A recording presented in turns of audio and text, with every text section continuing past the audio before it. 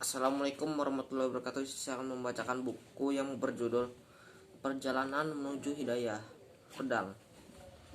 Salamah bin Dinar mengungkapkan kepada orang-orang yang hadir di majelisnya, sungguh aku menginginkan salah seorang di antara kalian ada yang bertahan di atas agamanya seperti ia bertahan di atas sendalnya.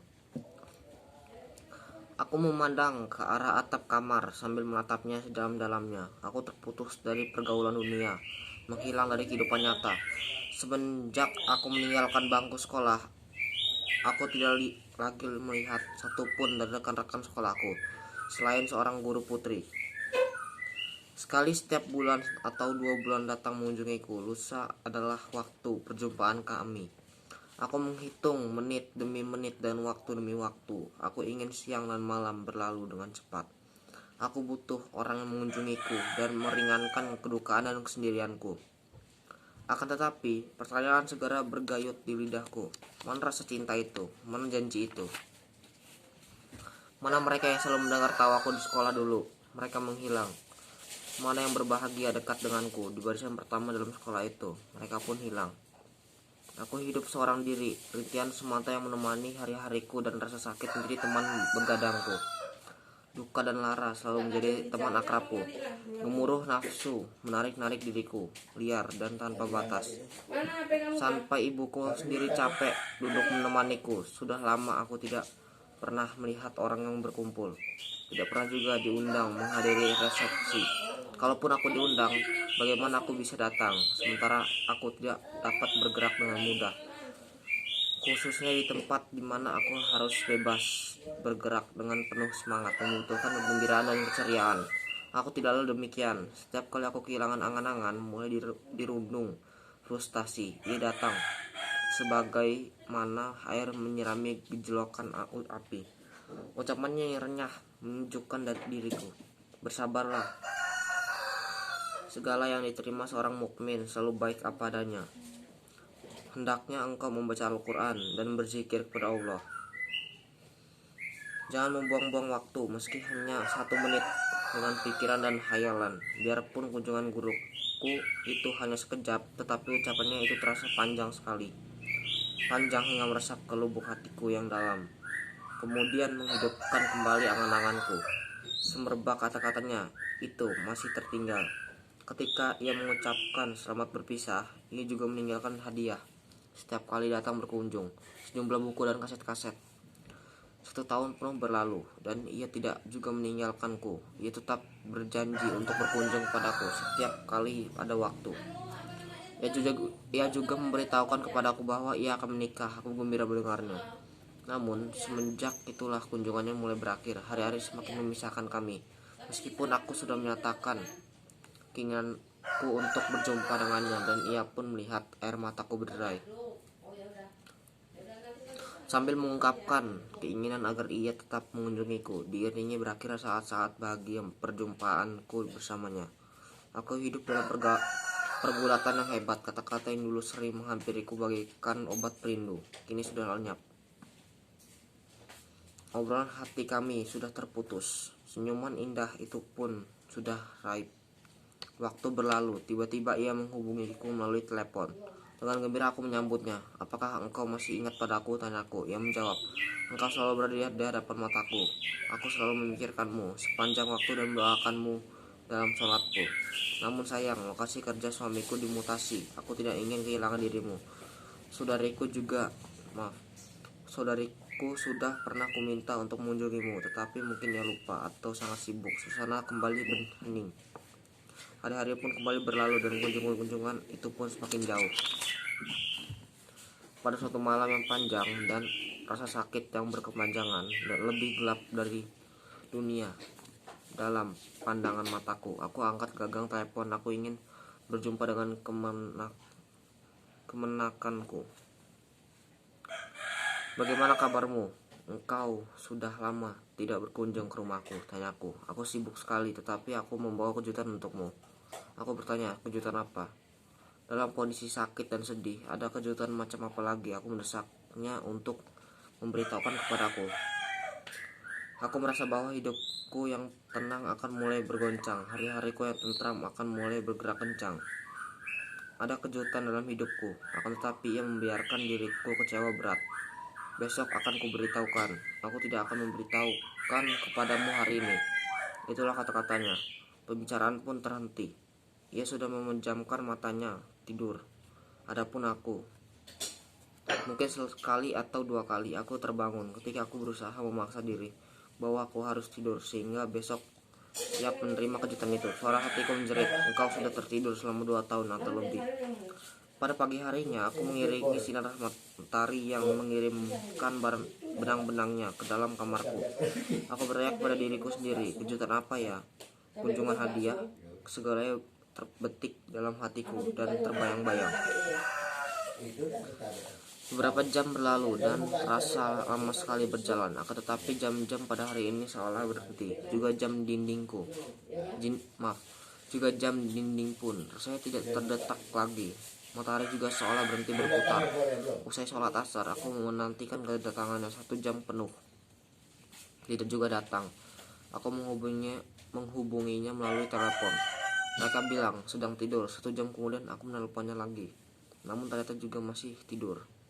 Usai sholat maghrib, kala kesabaranku sudah habis dan sudah tidak ada lagi pentingnya kejutan itu dalam hidupku, aku berkata kepadanya, ketika akhirnya ia datang, aku sudah tidak punya gairah dan rasa suka lagi mendengar kejutan itu. Perasaanku sudah tercabik-cabik. Dia berkata, tenang dulu, segala akan menjadi milikmu. Kejutan yang tidak akan terulang lagi. Kesempatan umur, yakni kesempatan untuk melenyapkan penyakit dan bangkit dari kasurmu. Aku memandangnya dengan mulut terbenganga. Hampir saja jantungku copot. Tulang-tulang igaku merasa gemetar. Ia berkata, dengarlah, seorang sahabat wanitaku menceritakan kepada aku bahwa ada seorang soleh yang mengetahui penyakit apa yang menimpa dirimu. Bila ia sudah melihatmu, ia akan memberikan obat-obatan dan jamuan-jamuan yang membuatmu sembuh dengan izin Allah. Maka wanita yang sudah pergi menemuinya, si Fulanah pergi menemuinya setelah sebelumnya telah berobat ke berbagai rumah sakit, namun tidak juga memiliki keturunan. Ternyata setelah menemuinya, ia bisa hamil dan sekarang umur kandungannya sudah 3 bulan.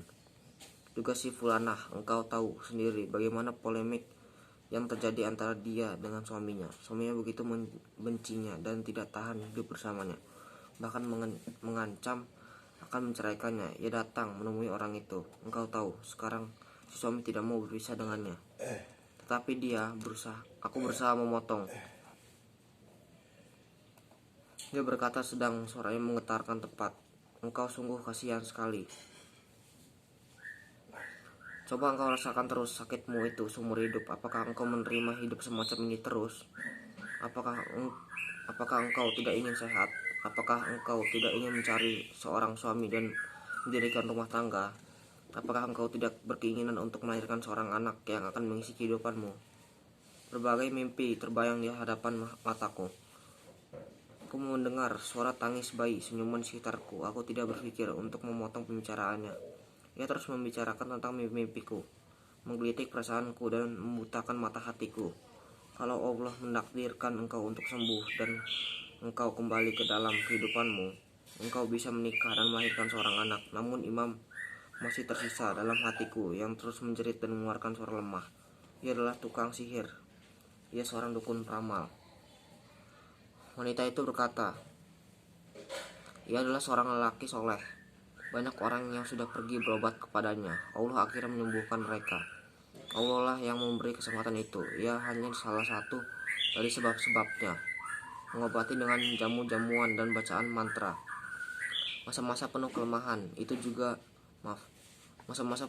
itu terus datang bertubi-tubi, mencabut sinar iman dari dalam lubuk hatiku. Dia mendengar suara hatiku yang bergetar lemah dan dilelahkan oleh sakit. Kapan kita pergi? Ia mengibas-ngibaskan pakaiannya, begitu gembira melambai-lambaikan kebayanya. Sekarang, aku akan menghubungi lelaki itu dengan telepon sebelum kita berangkat ke sana. Detik demi detik, menit demi menit. Tiba-tiba aku sudah berada di dalam kursi di samping wanita yang juga bibiku itu. Kendaraan pun melesat di atas tanah. Ia berkata, Jangan engkau berbicara, aku akan menanggung segalanya. Kemudian ia mengiringi ucapannya itu dengan tawanya yang keras. Bila engkau sudah menikah nanti, tentu engkau akan melupakan kebaikanku ini. Di malam yang gelap, malam yang kehilangan bulannya, dalam hati yang terselubungi oleh noda yang tidak bersinar oleh cahaya. Di jalan yang gelap, di jalan raya yang sempit, dia berkata kepadaku, ketuklah pintu dengan perlahan. Aku dirundung rasa takut melihat gerak-gerik bibiku yang aneh, seolah-olah kami maling. Derik pintu yang mendengarkan keheningan malam.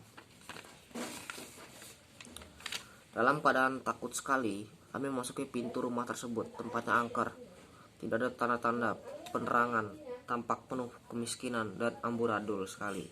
Tiba-tiba seseorang lelaki berusia 40 tahunan datang menemui kami. Badannya kurus dan kedua matanya menjorok ke dalam, sementara ujung jarinya gemetar. Aku menginginkan agar bumi ini terbelah dan menelan tubuhku daripada datang ke sini.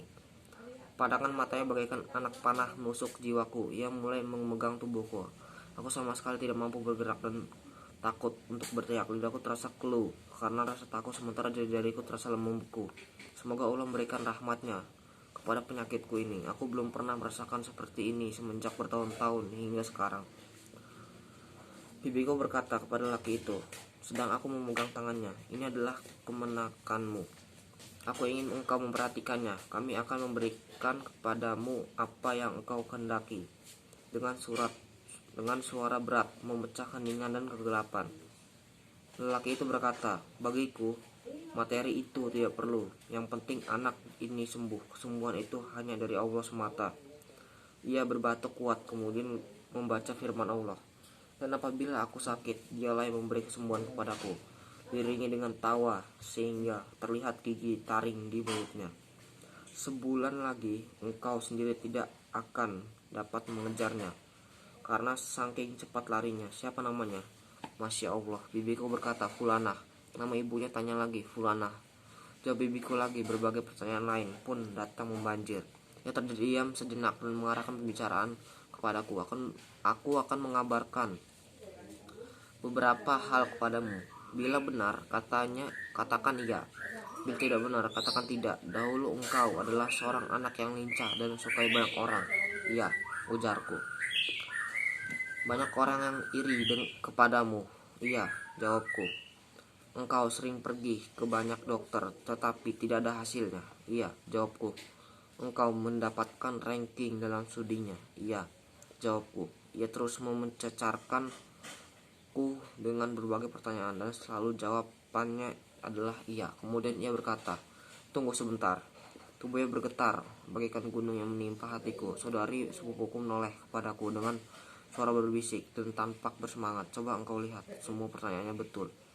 Ia adalah laki yang lihai yang mengetahui segala sesuatu. Beberapa menit kemudian setelah pembicaraan berhenti, lelaki itu menemui kami. Ia berbicara kepada kami seolah-olah ia menyuruh kami keluar. 2 hari lagi engkau datang ke sini sendirian. Ia menunjuk dengan tangan gemetar kepada saudari sepupuku.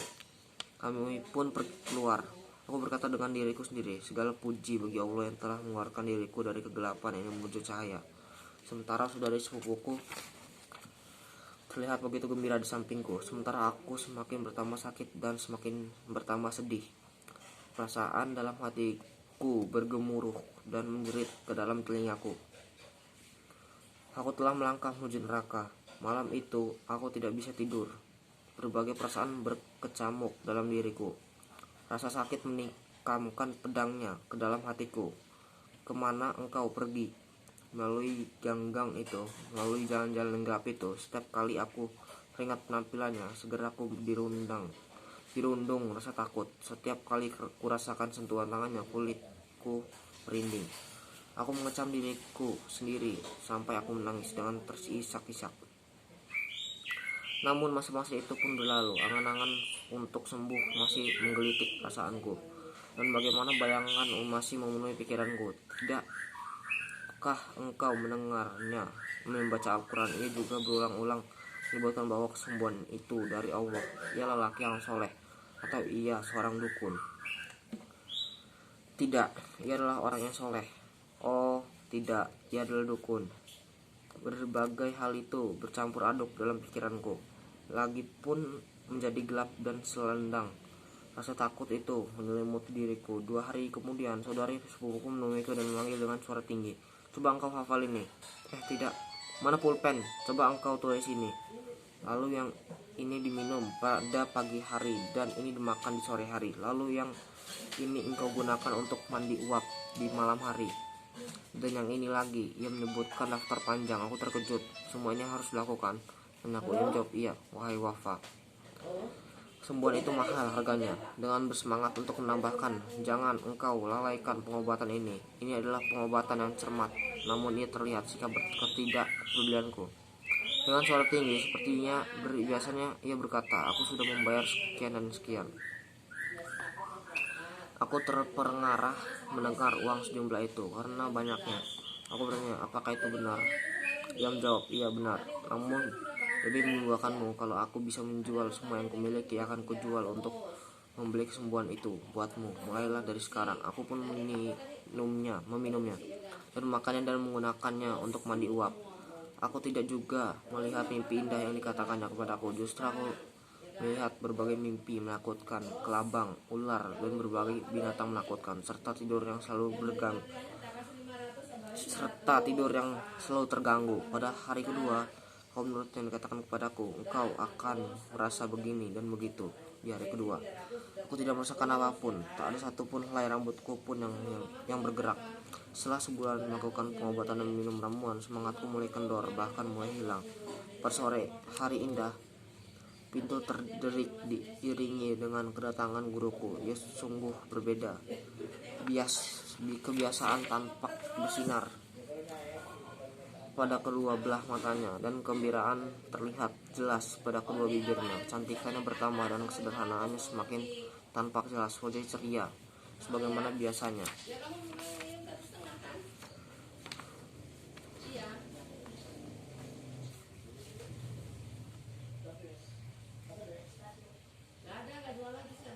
Belum berubah. Ia mencium keningku lalu bertanya kepadaku tentang keadaan setiap orang di rumah, juga tentang ayah dan ibuku, betapa bagus akhlaknya dan betapa indah senyumannya.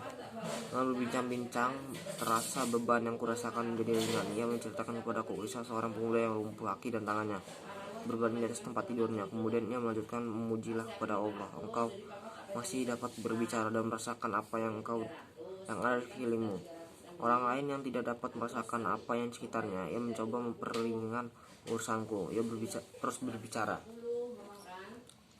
Sementara dadaku bergemuruh mendengarkannya, aku juga ingin berbicara dengan segala sesuatu. Setiap kali aku melihat kecintaannya yang tulus dan kelembutannya, aku merasa bahwa aku memang perlu berterang-terangan kepadanya dan memberitahukan persoalanku. Lidahku bergerak dengan lambat. Aku mengembalikan segala ingatanku, berbagai kejadian yang tidak akan terlupakan. Rasa takut itu kembali mengurung hatiku. Sementara sekujur jari-jariku bergetar, aku mulai bercerita.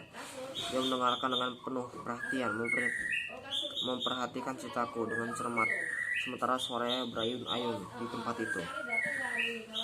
Setelah aku berhenti dalam kata-kataku yang terakhir, namun aku tidak juga sembuh, aku menyerahkan kepadanya untuk memberikan nasihatnya. Dengan sapaannya, ia berbicara kepadaku, innalillahi wa innalillahi rojiun.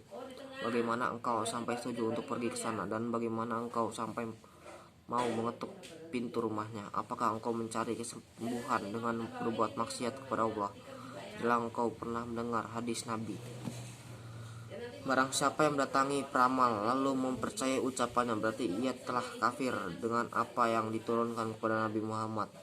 Ia terdiam sejenak, kemudian aku berkata dengan teduh, aku tahu bahwa yang engkau katakan itu benar, namun imanku lemah. Dalam waktu sekejap saja segalanya sudah runtuh. Lalu sesudah aku pulang, aku menangis terisak-isak untuk menghilangkan sisa perasaan yang masih ada. Aku berkata lagi, aku berusaha menahan diri. Aku bergulat dengan perasaan sendiri, namun tidak ada tempat berpijak dan tidak ada tempat berlari, karena lelaki itu juga membaca ayat-ayat Al-Quran. Aku juga mendengar sendiri. Ia mengatakan bahwa Allah lah yang memberi kesembuhan, bukan saya.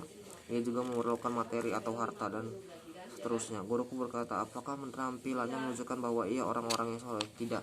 Jawabku. Ia bertanya lagi, kertas-kertas yang engkau gunakan untuk mengundi uap, apakah berisi kata-kata yang kau pahami? Aku menjawab, tidak, hanya mantra-mantra, lambang-lambang dan angka-angka. Ia terus bertanya, sementara kesedihan tersirat di wajahnya. Bukankah, ia juga bertanya, siapa nama ibumu? Apa gunanya nama dan pengobatan? Kami terbuka bagaikan tersapu angin topan. Aku berkata kepadanya dengan menyadari kesalahanku, beritahukan kepadaku berbagai hal yang benar dalam kehidupanku ini. Wanita itu berkata, sementara tangannya sudah bergetar. Segala yang diucapkannya memang terjadi dalam kebanyakan orang. Coba ulangi pertanyaan-pertanyaan kepadamu. Engkau pasti menyadarinya. Jangan tertipu dengan cara yang memikat itu. Ia telah memberikan kepadamu berbagai pertanyaan-pertanyaan umum yang seolah-olah menunjukkan bahwa ia mengetahui segala sesuatu. Kemudian pembicaraan beralih kepada diskusi panjang. Ia bertanya kepadaku, bukankah ia menyuruhmu untuk menyembelih ayam atau kambing?